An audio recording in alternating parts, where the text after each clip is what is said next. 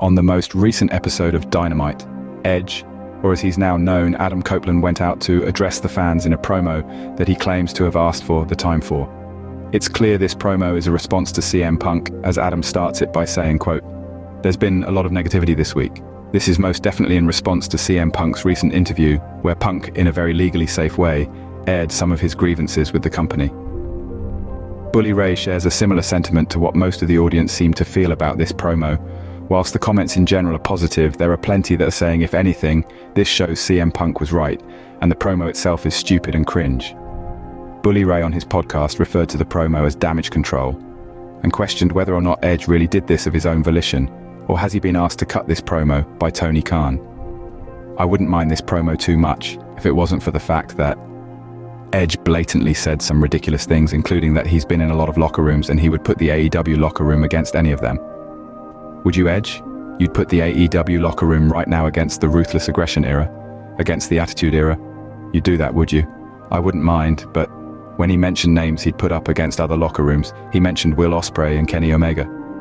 Kenny's very talented and there's nothing wrong with Will, but we're looking at mid-carders at best in the Attitude era.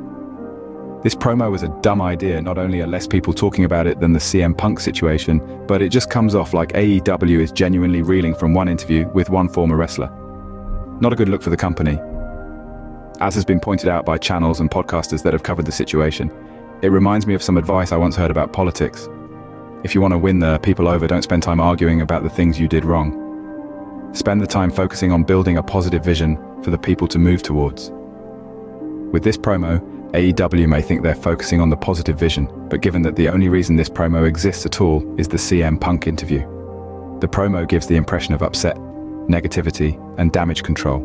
It's supposed to be positive and upbeat, but it more feels like AEW lashing out at the negative publicity. Edge would also go on to say in the promo that in the 30 years or so he's been wrestling, AEW is the most fun he's ever had. Whilst I may not understand why or agree with that statement, I think that's one of the great things about AEW.